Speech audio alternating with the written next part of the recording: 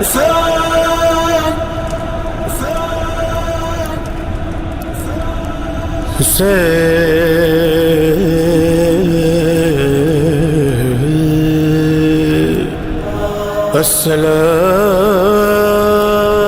عليك يا أبا عبد الله.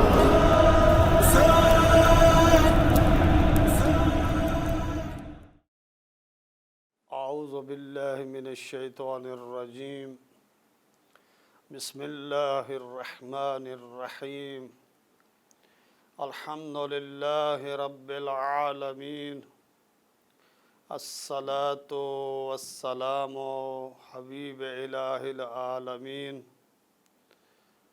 أبي القاسم محمد وعلى أولاده الطيبين الطاهرين المنتجبين ولعنة الله على أعدائهم أجمعين إلى قیام یوم الدین. اما بعد فقد قال اللہ الحکیم بسم اللہ الرحمن الرحیم. انما یرید اللہ لیذہب عنکم الرجس اہل البیت ویطہرکم تطہیرا. وقال رسول اللہ صلی اللہ علیہ وآلہ وسلم انی تارکم فیکم الثقلین کتاب اللہ و عطرتی. سب سے پہلے میں ان ایام کی مناسبت سے ایام محرم الحرام، ایام عبرت، ایام امن، ایام امر بالمعروف، ایام عبادت، ایام بقاء اسلام، ایام غیرت، ایام توحید اور وحدانیت،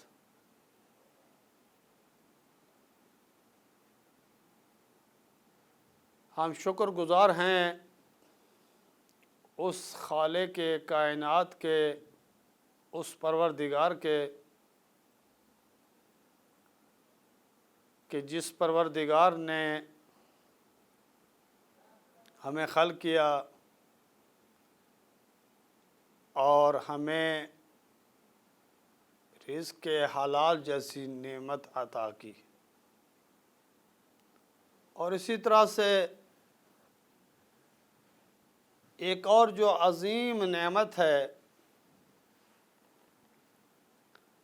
جو ہم جب سورہ فاتحہ یعنی الحمد شریف کی تلاوت کا شرف حاصل کرتے ہیں،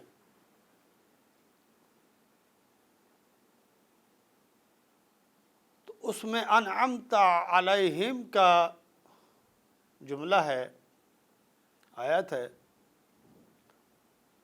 انعمت علیہم غیر المغضوب علیہم ولا الضالین. یا انعمت، جن پہ تو نے نعمتیں نچھاور کی، جنہیں تو نے نعمتیں عطا کی، جن کا وجود نعمت ہے، ان سے مراد کیا ہے؟ ان سے مراد بھائی اہل البیت علیہم السلام ہیں.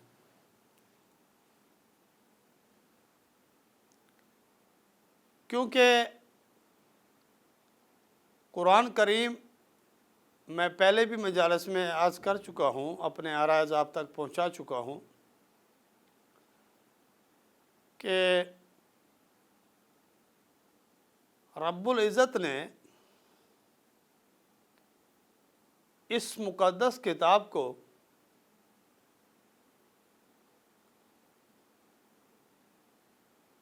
گھرانہ اہل بیت پر نازل کیا اور یہ وحی نازل ہوئی رسالت مآب حضرت محمد مصطفیٰ صلی اللہ علیہ وسلم پر۔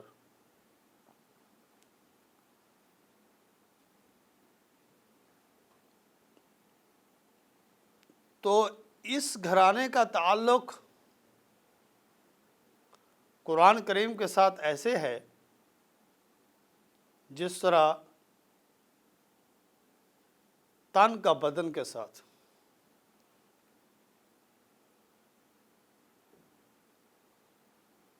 حدیث ہے ثقلین مشہور اور معروف حدیث ہے جسے عام اور خاصہ سب قبول کرتے ہیں اور کافی منابع میں ہے۔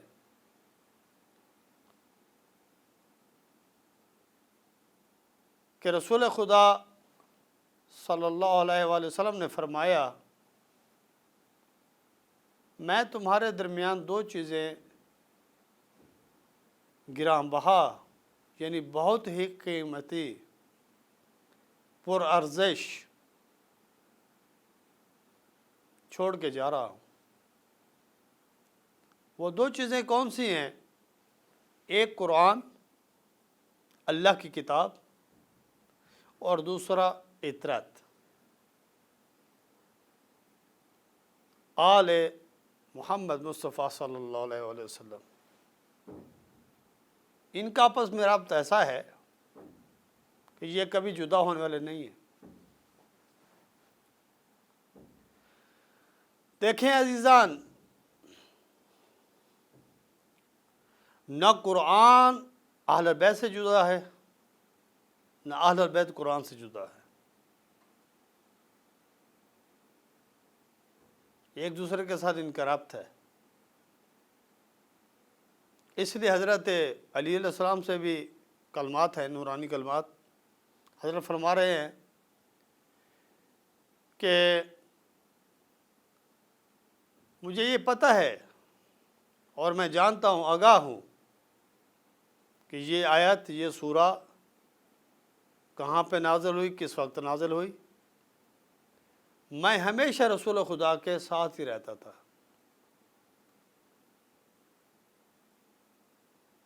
اور رسول خدا صلی اللہ علیہ وسلم نے مجھے علم کے باب یاد دیے جن میں سے ہزاروں باب اور نکلے۔ اس لیے رسول خدا صلی اللہ علیہ وسلم نے بھی فرمایا کہ العلی مع القرآن، القرآن مع علی۔ علی قرآن کے ساتھ ہے اور قرآن علی کے ساتھ ہے۔ لیکن متاسفانہ افسوس سے کہنا پڑ رہا ہے کہ آیا رسول خدا صلی اللہ علیہ وسلم نے جو فرمایا یا جو خود پروردگار نے سورہ احزاب میں آیت نمبر 133 میں جو ارشاد فرمایا، انما یرید اللہ لیذھب عنکم الرجس اہل البیت وَيُطَهِّرَكُمْ تَطْهِيرًا، کہ یہ پاک اور پاکیزہ ہے، یہ عصمت کے مالک ہیں، اور یہاں پہ پروردگار نے جو ارادہ تکوینی ہے، اس میں کچھ خاص ہستیاں ہیں جو عصمت میں شامل ہیں۔ کوئی عامہ یہاں پہ نہیں ہے، یعنی عمومیت نہیں رکھتا۔ ارادہ الہی جو ہے انما ارادہ حاصر ہے، یعنی بے تاکید کہ پروردگار نے تیری اہل البیت کو، اے رسول، تیری اہل البیت کو پروردگار نے پاک اور پاکیزہ قرار دیا۔ ہم زیارت وارثہ میں کیا پڑھتے ہیں؟ یہ ایسی ہستیاں ہیں جن کے قریب نہ نجاست گئی ہے نہ نجاست نے چھویا ہے۔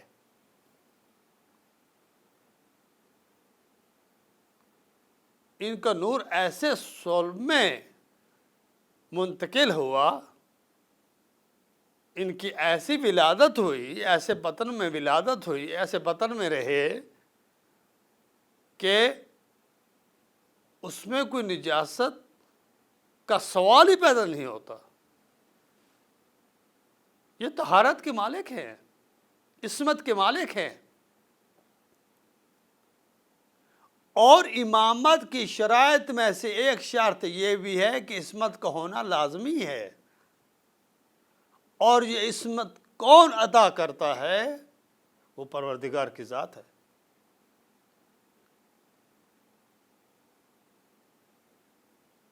تو یہاں پہ پروردگار نے ارادہ کر لیا، ارادہ تکوینی ہو گیا، پروردگار نے اہل بیت کو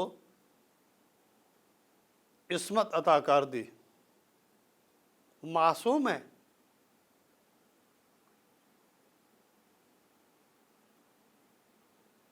اگر معصوم نہ ہوتے تو کیسے دوسروں کو گناہ سے روکتے، کیسے ان کو ہدایت کرتے،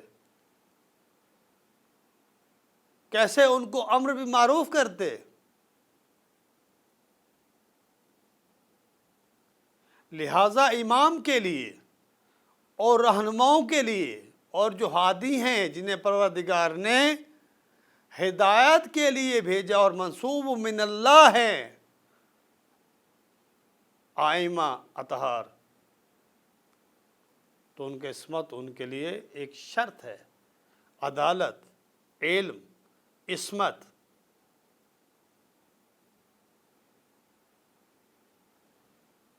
یہ پروردگار نے انہیں منسوب کیا اور امامت عطا کی۔ ان کا ربط قرآن کے ساتھ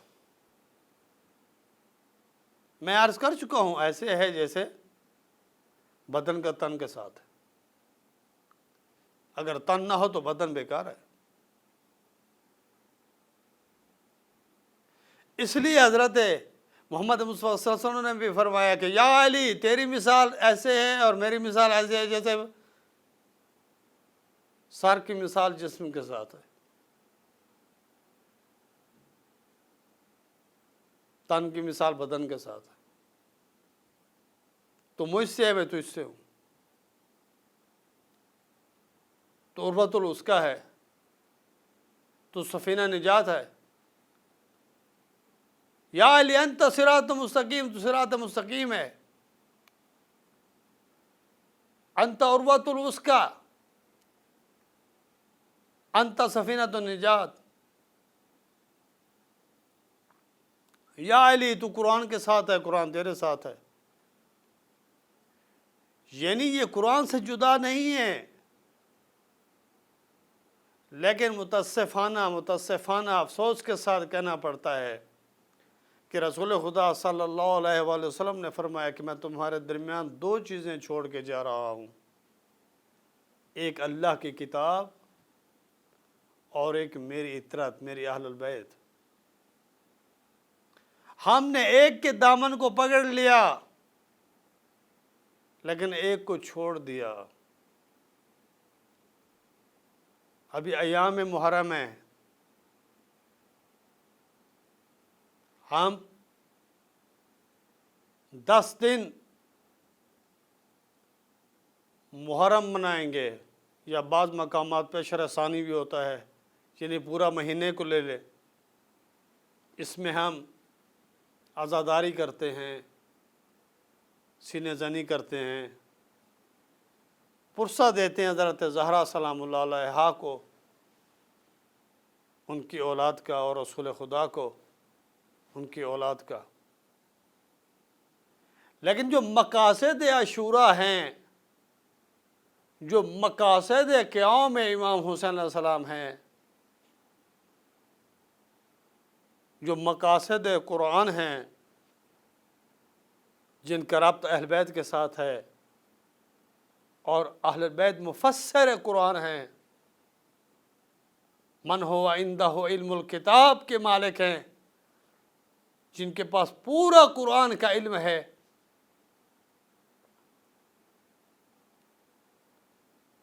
تو ان سے ہم نے قرآن کو کیا قرآن سے حاصل کیا؟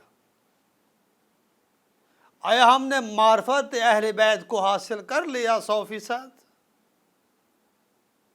آیا ہم نے معرفت قرآن حاصل کر لی؟ نہیں۔ ہم نے اہل بیت کی مراسم کو تو ہم ادا کرتے ہیں، مثلا ولادت ہے، شہادت ہے، ایام محرم ہیں، مجالس کراتے ہیں، سنتے ہیں، پڑھتے ہیں،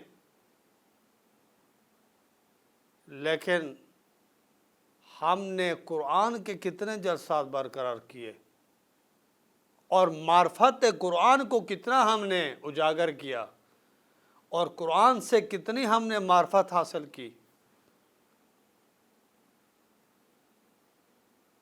ہم نے قرآن سے کتنے زندگی کرنے کے سلیقے ہم نے اپنائے، اور ہم نے قرآن کریم کو کس حد تک پایا۔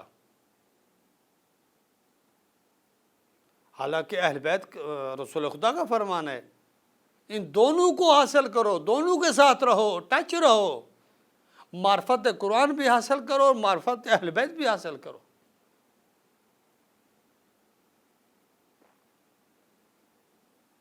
یہ بہترین عظیم نعمت ہیں پروردگار کی طرف سے، اور ہمیں شکر کرنا چاہیے کہ پروردگار نے ہمیں ایسی گھر میں تربیت دی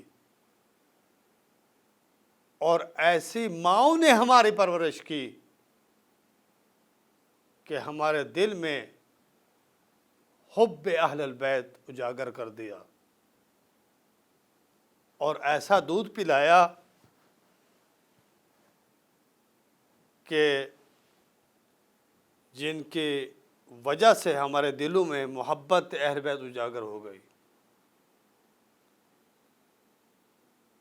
لیکن محبت اہل بیت، جس سے انسان محبت کرتا ہے، اگر وہ جو کچھ بھی مانگے دینے کے لیے تیار ہوتا ہے،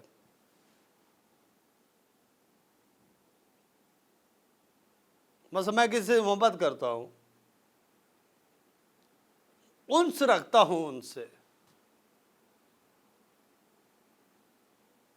وہ جو کچھ مانگیں گے تیار ہوں میں، اور اگر میں اپنے آپ کو محب اہل بیت مانتا ہوں کہ میں محب ہوں اور محبت رکھتا ہوں اہل بیت کے اپنے دل میں، آیا اہل بیت جو کچھ مانگے میں دینے کے لیے تیار ہوں؟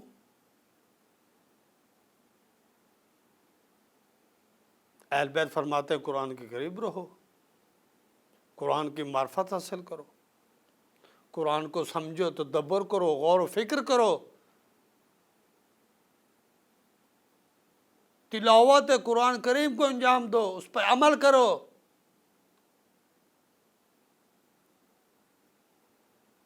لہٰذا رسول خدا صلی اللہ علیہ وسلم نے جو فرمایا، اور ارشاد رسول خدا صلی اللہ علیہ وسلم ہوتا ہے کہ تمہارے درمیان دو چیزیں چھوڑ کے جا رہا ہوں، تو ہمیں دونوں کو اپنانا چاہیے،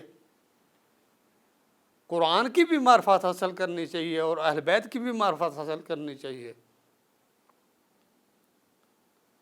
نہ کہ فقط ہم اہل بیت کے مراسم کو انجام دیں اور قرآن کو ہم چھوڑ دیں۔ اگر قرآن کو چھوڑ جائیں گمراہ ہو جائیں گے۔ ایک نورانی کلام خدا ہے قرآن کریم،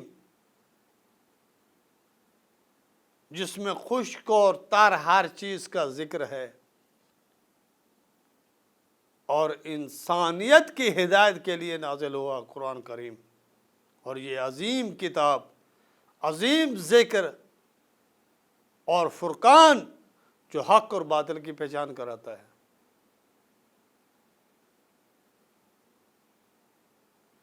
اسی حق اور باطل کی خاطر، اسی قرآن کی بقا کی خاطر میرے مولا امام حسین علیہ السلام نے امر بالمعروف کا سفر جاری رکھا۔ جب کوفے والوں نے خط لکھا، اے حسین ابن علی، یہ زمین تیار ہے،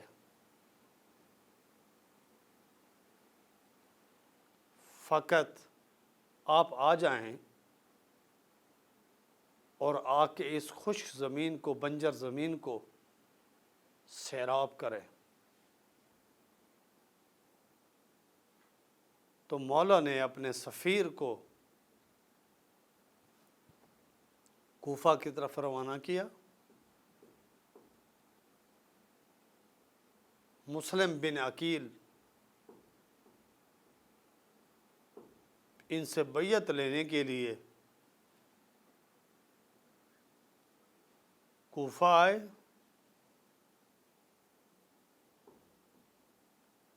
اور مختار ثقفی کے گھر میں قیام کیا۔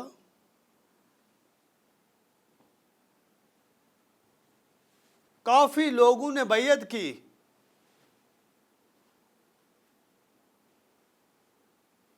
مسلم نے خط لکھا امام حسین علیہ السلام کو، ابھی لوگ تیار ہیں، کافی لوگ بیعت کر چکے ہیں، لیکن ادھر سے یزید ملعون نے بصرہ سے ابن زیاد کو کوفہ کی طرف بھیجا۔ لوگ انتظار میں تھے کہ حسین ابن علی آ رہے ہیں، لیکن ابن زیاد کوفے میں داخل ہوا۔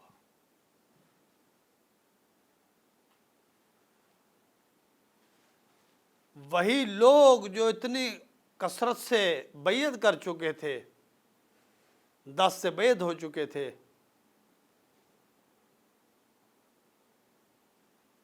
لیکن زیاد نے منادی کرانا شروع کر دی کہ جس نے بھی پناہ دی مسلم کو،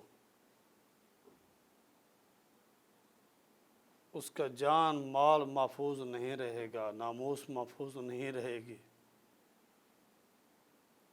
پس عزیزو، نماز مغرب کے بعد جب مسلم نے سلام دیا تو تنہا رہ گیا سفیر حسین۔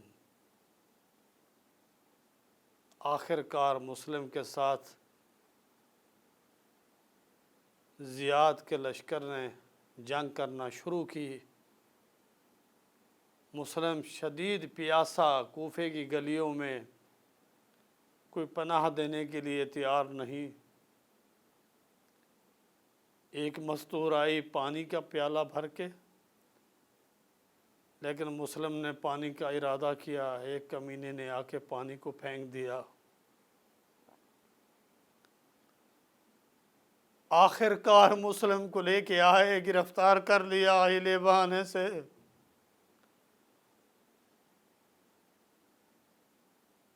مسلم کو زیاد کے پاس لے کے آئے۔ مسلم نے کہا کہ مجھے قلم دوا دیا جائے، میں خط لکھوں۔ مسلم نے خط لکھا، السلام علیکہ یا ابا عبداللہ، اے میرے مولا حسین، کوفے مت آئیے، ان لوگوں کی تلواریں تمہارے لیے تیار ہیں۔ اے میرے سردار حسین، یہ لوگ گمراہ ہو چکے ہیں۔ پس عزیزو، ایک وقت ایسا آیا کہ مسلم کو دارا امارہ پر لے گئے۔ مسلم کو دارالامارہ سے نیچے پھینک دیا گیا۔ ادھر سے حسین کو معلوم ہوا کہ مسلم شہید ہو گئے۔ حسین نے مسلم کی بیٹی کو بلایا، پیار کیا، شفقت کی، محبت کی، لیکن ہے حسین، میرے مولا حسین، آج مسلم کی شہادت کی خبر ملی، آپ کے سفیر کی خبر ملی، آپ نے مسلم کی بیٹی کو بلایا، پیار کیا، لیکن ہے مولا حسین، 10 محرم کو جب شمر تمہارے سینے پہ سوار ہوگا اور سکینہ کو رونے نہیں دیا جائے گا، در چھین لیے جائیں گے، تماچے مار کے لاشوں سے جدا کیا جائے گا۔ حسین